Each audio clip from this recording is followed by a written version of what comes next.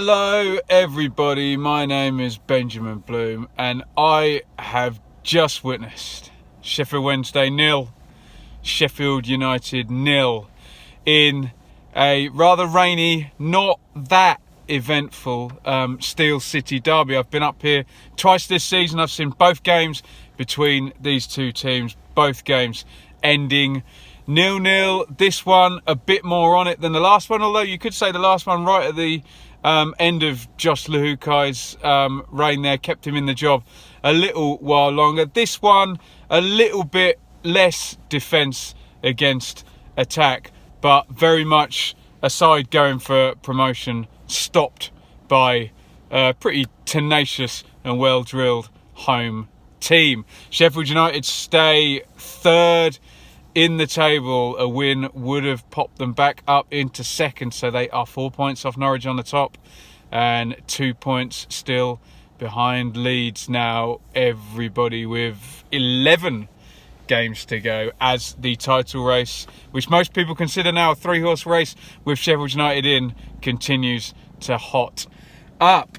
Wednesday lineup: Westwood in goal, Iorfa, Lees, Hector, Palmer across the back, Hutchison and Bannon sitting. I think the idea was to begin with 4-2-3-1, so reach off to one side, Forestieri in the 10 position, Aaron's down the left. Sorry, there's a police helicopter like right above me if you can hear it. Lots and lots of police here in Sheffield.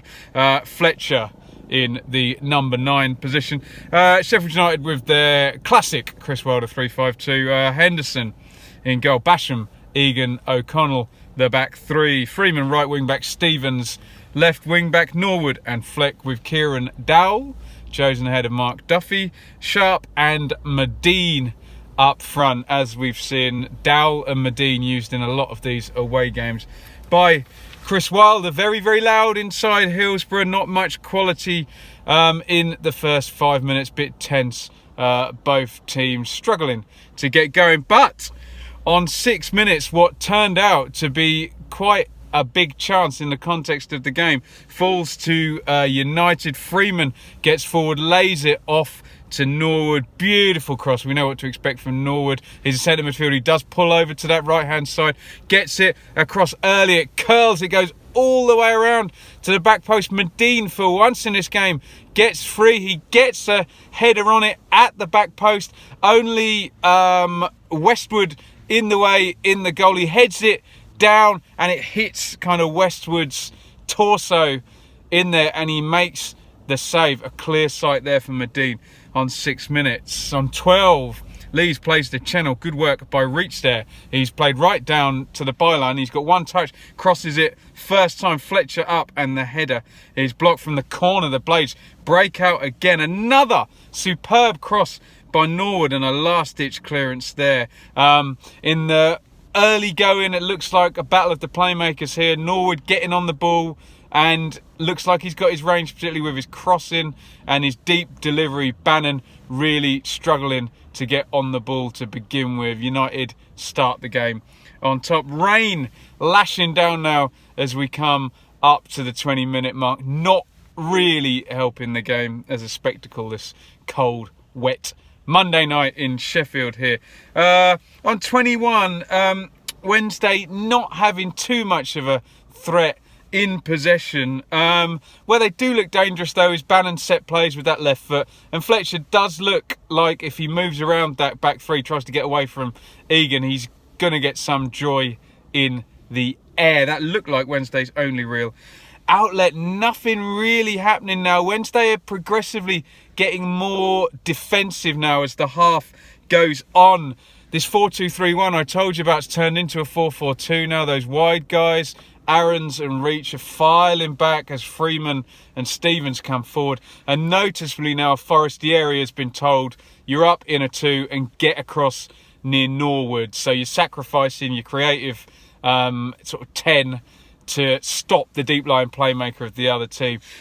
Steve Bruce always good with a tweaky on the touchline there, but very much in the business of stopping Sheffield United, the more tenured, longer drilled team, from playing here. We go all the way to stoppage time for another bit of action. Norwood swings another right-hand side free kick in. Egan gets up, he makes a good contact with the header, but it is well over. Half-time, not great, not a good watch this game. Wednesday went pretty defensive around the 25-minute mark. Conditions not helping. Didn't enjoy the last 20 minutes of that half at all. That free-flowing Sheffield United football not really happening. Forced into going a little bit direct to Medina up front. That said, they had more options on the ball than Wednesday. Really, their only threat was from set plays. Hector coming up and maybe Fletcher's aerial ability there.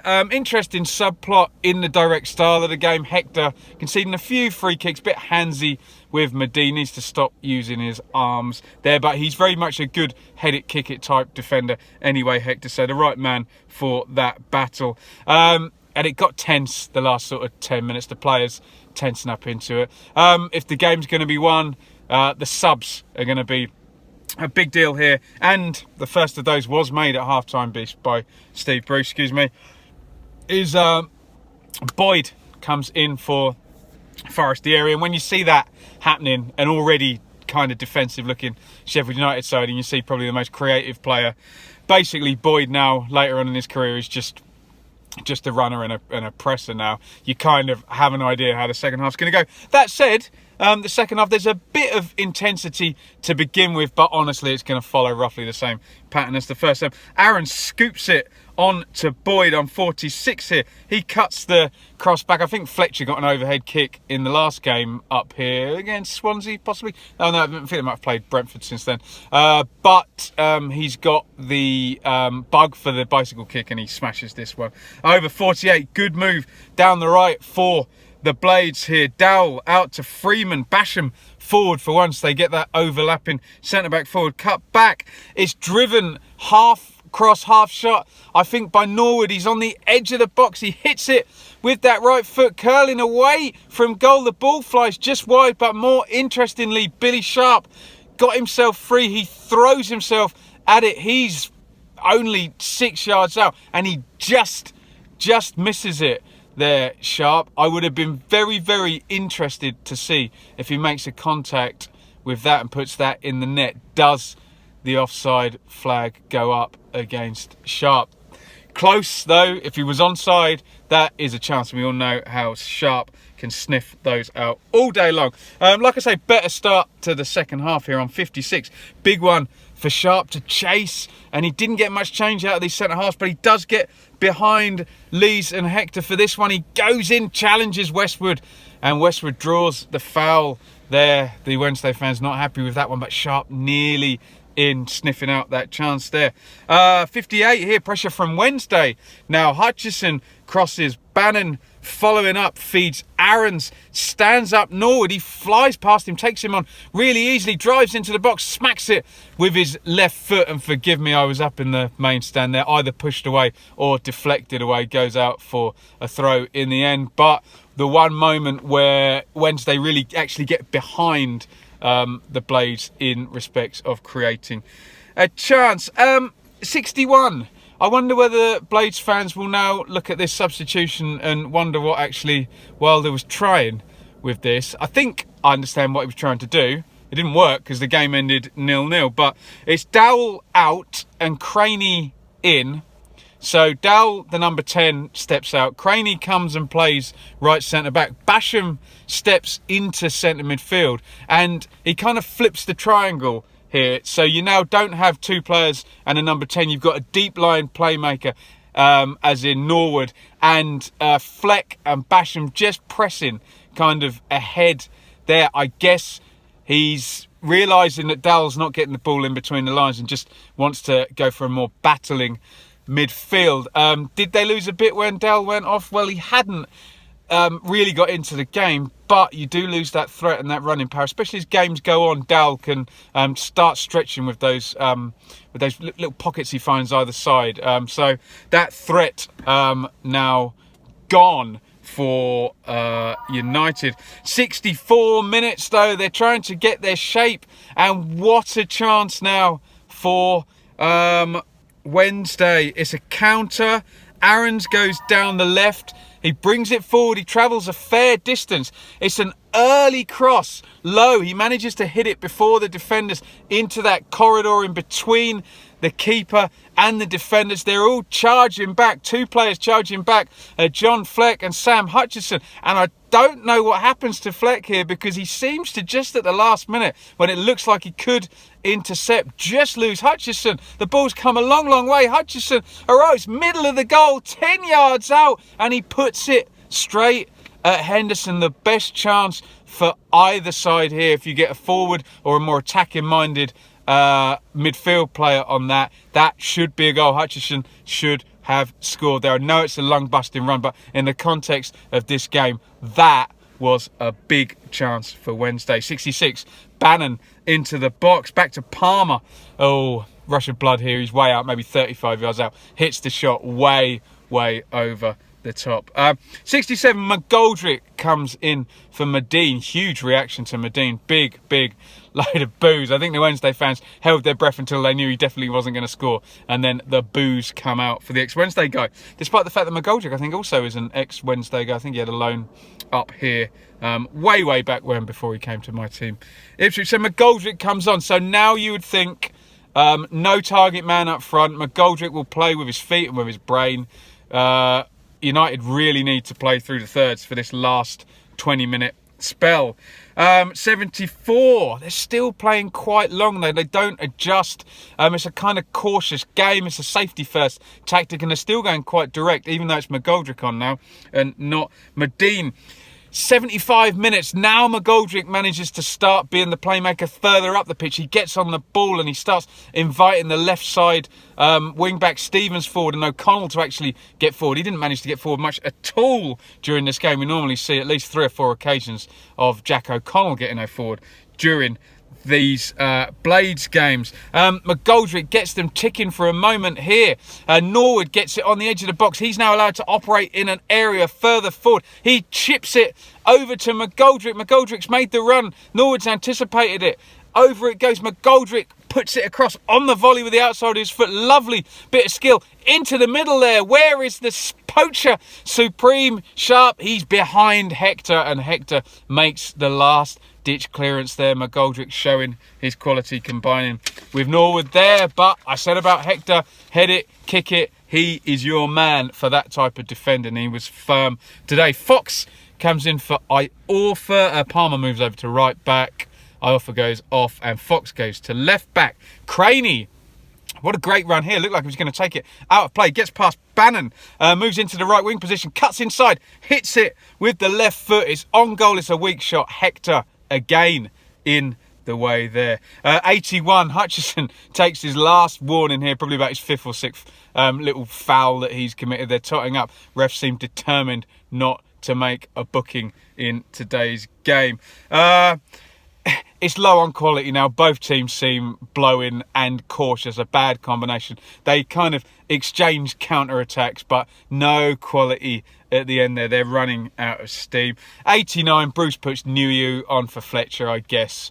Throw a couple of long balls up and the huge frame of Nuyu might do something. They do get one flick on, but it's not Nuyu that actually wins it. It's Hector who stays forward from a free kick. Flicks it on. Aaron's another rush of blood, puts it over, and that really was the story of the game. Not enough quality from either team.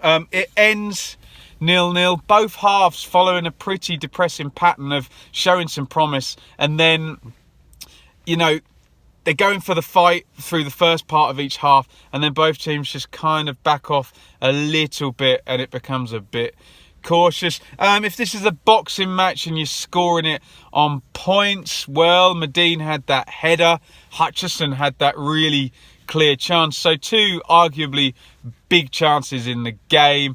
I guess Sheffield United had more possession, struggled to get behind Wednesday though, resorting, I know in these conditions it wasn't easy, to a lot of long stuff, and I think Hector played Medine pretty well in the end, and that head it, kick it style of defending. I think you can tell a lot from Wednesday's performance by how Bannon was utilised, and he didn't really get the time and space to get on the ball. A lot of sweeping up in front of his back four today, and I think when you have a player of that kind of talent in the deep line playmaker position, it says a lot when he's mainly deployed in a defensive way. So I guess it's weird because the point's not that much value to Sheffield Wednesday. It's more that they will have tried to blunt the Blades promotion push. In the big picture, 11 games to go now, 2 points off second, 4 points off top for Sheffield United.